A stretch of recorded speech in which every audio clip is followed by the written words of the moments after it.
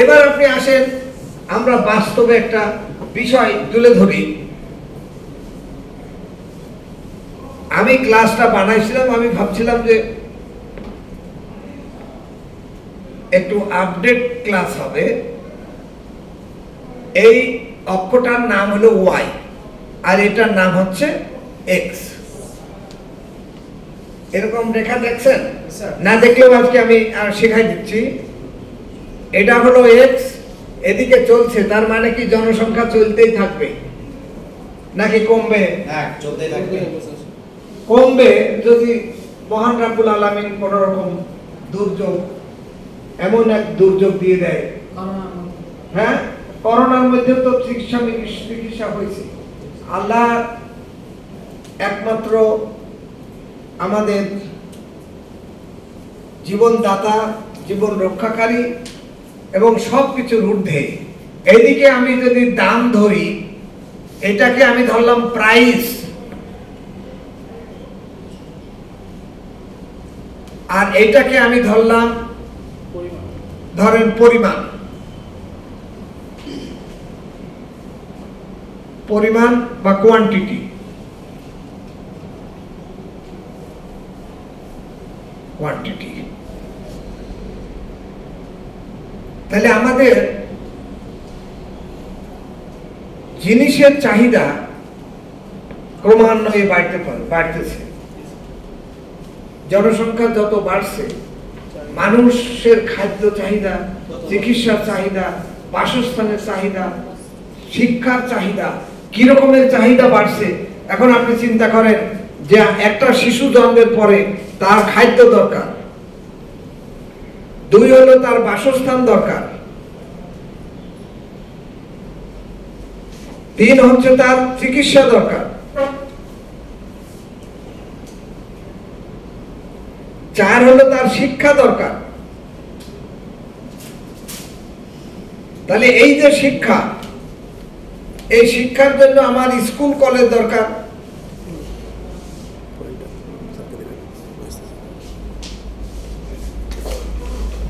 School college university.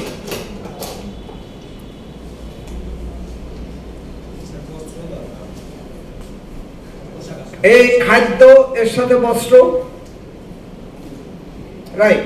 তাহলে খাদ্য, বস্ত্র, বাসস্থান, চিকিৎসা, শিক্ষা, এগুলি একেবারে মৌলিক, না হলেই নয়। তাহলে এই সব জিনিসের জন্য আমার এই চিকিৎসার জন্য হাসপাতাল দরকার,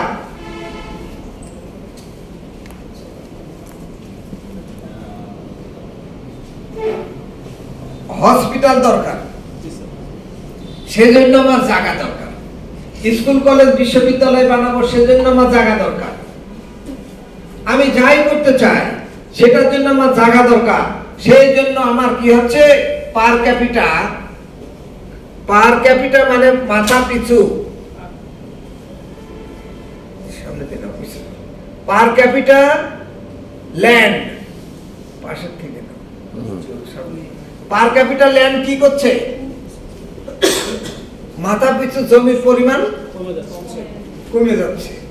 তাহলে মাথা পিছু জমির পরিমাণ যদি কমে যায়, খাদ্য বস্ত্রের চাহিদা যদি বেড়ে যায়, খাদ্য উৎপাদনের ক্ষেত্র যদি কমে যায়, তাহলে এই যে ভিজিয়াস সার্কেল তৈরি হয়ে গেল, সেই সার্কেল থেকে আমাদেরকে বের হতে হবে। তাহলে বের হতে গেলে কি করতে হবে, এই যুবকদের এমন কিছু আবিষ্কার করতে হবে যে আবিষ্কারের প্রেক্ষিতে এই সব অভাব আমাদের দূর হবে এবং আমরা দেশ ও জাতির উন্নয়নে সহযোগিতা করতে পারবো। এখানে একটা রেখা দেখাইছি, দেখেন। সেই যে রেখাটা দিয়ে আমরা কি বুঝাইতে চাচ্ছি, আমরা বুঝাইতে চাচ্ছি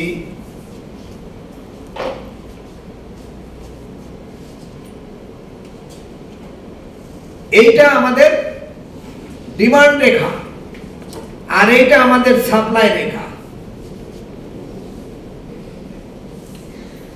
এটা সাপ্লাই, এটা ডিমান্ড। তাহলে আমি দেখাচ্ছি যে আমাদের ডিমান্ড, জমি যদি কমে যায়, মাথা পিছু আয় কমে যাবে। জমি কমে গেলে আমার উৎপাদন কমে যাবে। জমি কমে গেলে তো আমার অবস্থা খারাপ।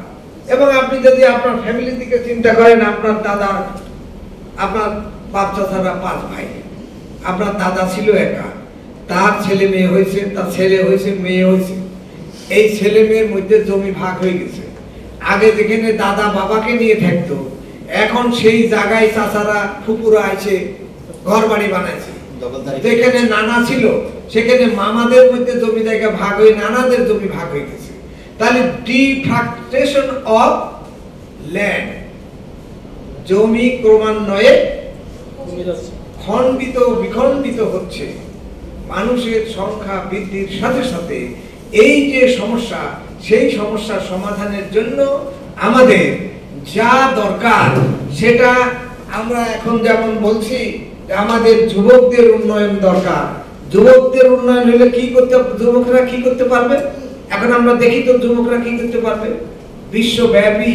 এখন দেখছেন, এখন ধরেন আমরা যদি একটা পর্যটনের বিষয় আজকে যে ক্লাস, সেখানে দেখেন উল্লেখ করেছি বাংলাদেশের পর্যটন শিল্প হলে সেখানে হোটেল এবং বিমান মিলে 10% প্রান্তিক শ্রেণীর অন্তর্ভুক্ত।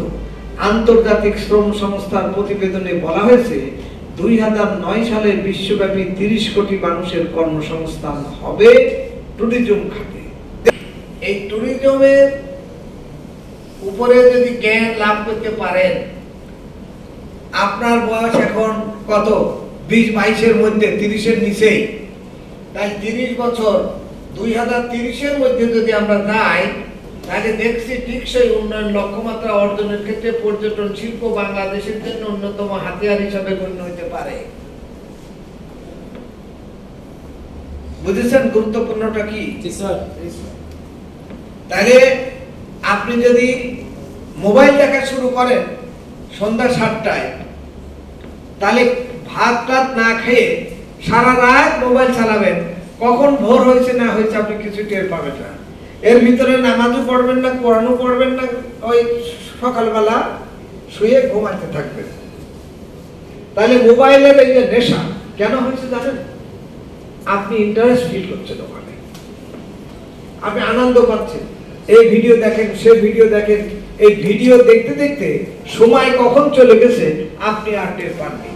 ঠিক আজকে আপনি যে এখানে ক্লাস নিতে আসছেন, আপনি যে এখানে ট্রেনিং নিতে আসছেন, সেই ট্রেনিং যদি আপনার মোবাইলের মতো মাথার ভিতরে ঢুকে না দেয়, তাহলে কোনো কাজ হবে না। হবে কি? তাহলে সেইটা আপনার মাথার ভিতরে আমি ঢুকাই দেওয়ার চেষ্টা করছি যে আপনি পর্যটনের বিষয়ে যদি ট্রেনিং দেন,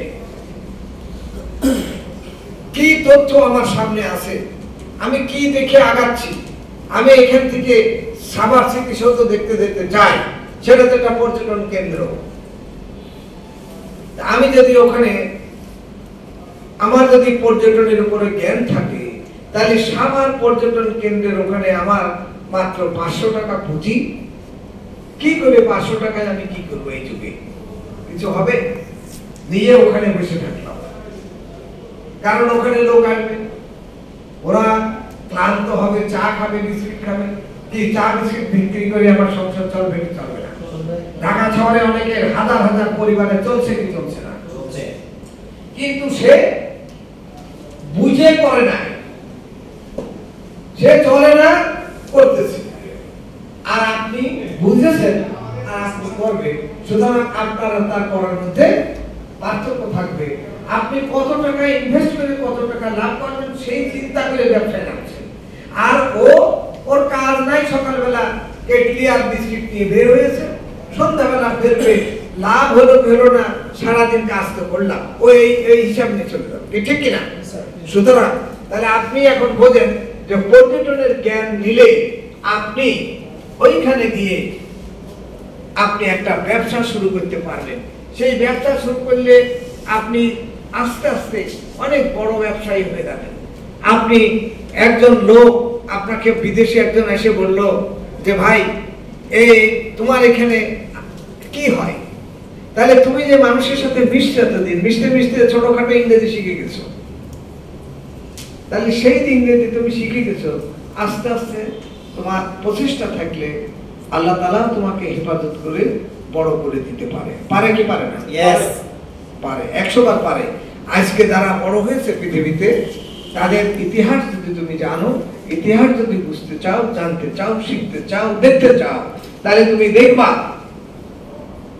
যে রাস্তার ফুটপাতে জুতা মুছত, জুতা কালি করত আব্রাহাম লিঙ্কন, সেই আমেরিকার প্রেসিডেন্ট হয়েছে।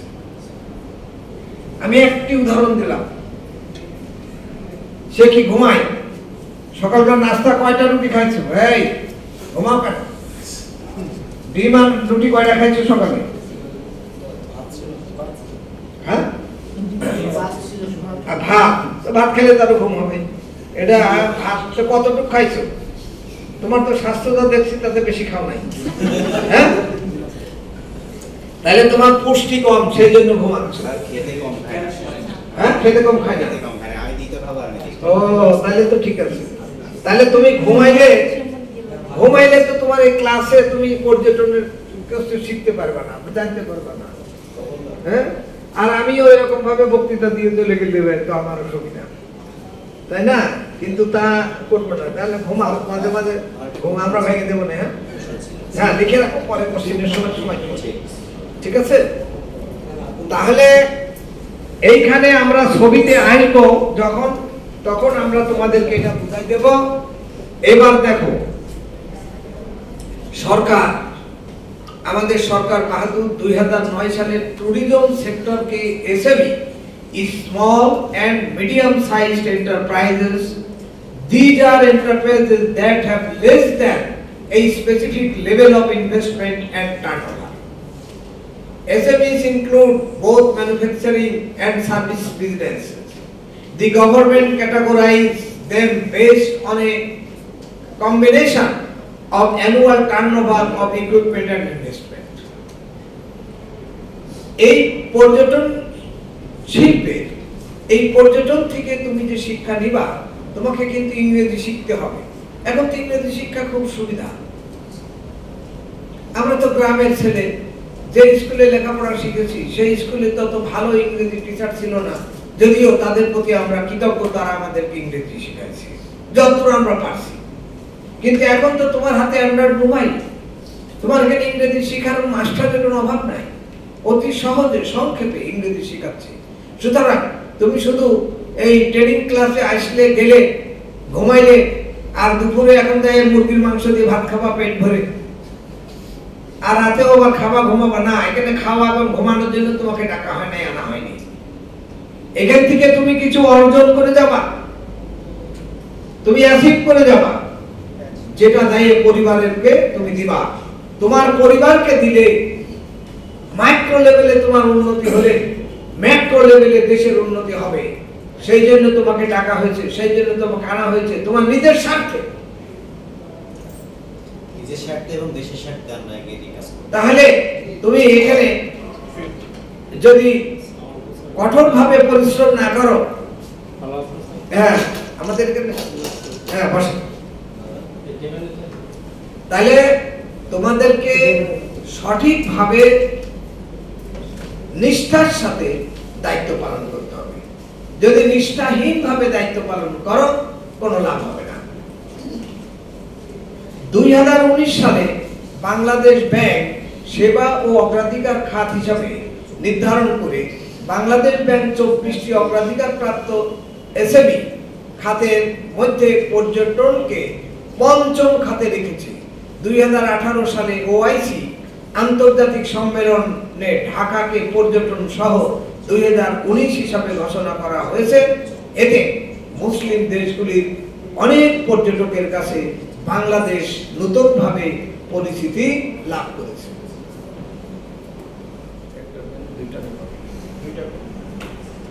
এই দেখতেছো? জি sir.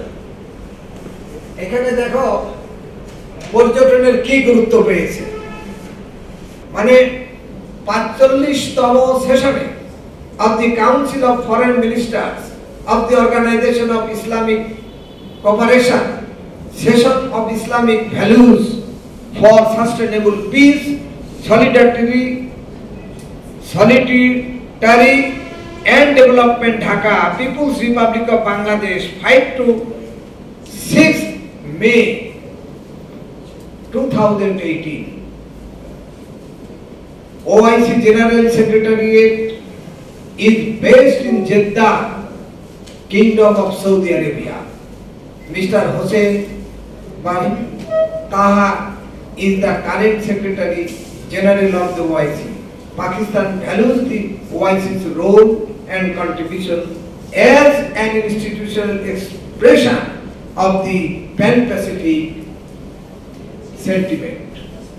Organization of the Islamic Cooperation, an Islamic organization established in Jeddah, Saudi Arabia in May 1971, following summit in 1969 and by Muslim foreign ministers in 1970. এই দুইটা সাল আমাদের কাছে খুবই গুরুত্বপূর্ণ, 1970 সাল আর 1971 সাল। 1971 সাল আমাদের মহান মুক্তিযুদ্ধ, আর 1970 সালে আমাদের দেশে পাকিস্তানিদের বিরুদ্ধে 69-70 যে উত্তাল অবস্থা ছিল, যার মধ্যে দিয়ে আজ আমরা এই মহান স্বাধীন দেশে অধিবাসী হিসাবে আজ তোমরা নিজের প্রতিষ্ঠানে আজ ট্রেনিং দিতে এসেছো। বাংলাদেশের প্রতিষ্ঠান, এটা কার প্রতিষ্ঠান? তোমার আমার সকলের প্রতিষ্ঠান, তৈরি করে দিয়েছে মাননীয় প্রধানমন্ত্রী। সুতরাং এই প্রতিষ্ঠানে বসে আজ তুমি যা শিখে যাচ্ছ, যা নিয়ে যাচ্ছ, সেটা তোমার যদি আল্লাহ ভালো রাখে, তুমি যদি পরিশ্রমী হও, কঠোর পরিশ্রমী হও, তুমি যদি অধ্যাবসায়ী হও, তোমার যদি মেধা থাকে, তাহলে তুমি এই জায়গাতে যেতে পারবা। বেসামরিক বিমান পরিবহন ও পর্যটন মন্ত্রণালয় সূত্রে বলা হয়েছে এই খাতে প্রায় 14,000 কোটি টাকা, 14,000 কোটি টাকা। আমরা 1,000-2,000 টাকার কথা চিন্তা করি। এই শিল্পে লস হয়েছে প্রায় 14,000 কোটি টাকা। সংশ্লিষ্ট 40 লাখ জনবল বেকার হয়ে পড়ছে এই করোনার কারণে। কি মারাত্মক অবস্থা করোনা আমাদের যে প্রভাব ফেলেছে, তার ভিতরে বাংলাদেশের শুধুমাত্র ট্যুরিজম খাতে 14,000 কোটি টাকার ক্ষতি হয়েছে। 40 লক্ষ জনবল, 40 লক্ষ লোক চাকরি হারাইছে। কোভিড-19 এর প্রভাবে বেশিরভাগ হোটেলে অতিথির সংখ্যা নেমে এসেছে 2 থেকে 3%। যেখানে একটা হোটেলে 100 জন লোক থাকার কথা, সেখানে সেই হোটেলের লোক থাকছে মাত্র 2 জন থেকে 3 জন। এই পর্যটন শিল্পটা বহুমাত্রিক শিল্প। এই শিল্প জাতিগত সংযোগ, সৌহার্দ্য এবং বিশ্ব ভ্রাতৃত্ববোধ সৃষ্টির অনুপম একটা বাহন। প্রাগৈতিহাসিক যুগ থেকে মানুষ ভ্রমণ করে আসছে, এটি মানুষের সহজাত প্রবৃত্তি। সভ্য মানুষ বিভিন্ন জাতি রাষ্ট্রের সীমা অভ্যন্তরে স্থায়ী বসতি স্থাপন করলেও দেশে বিদেশে ভ্রমণ জনগোষ্ঠীর জীবনযাত্রার অপরিহার্য অংশ হয়ে গেছে।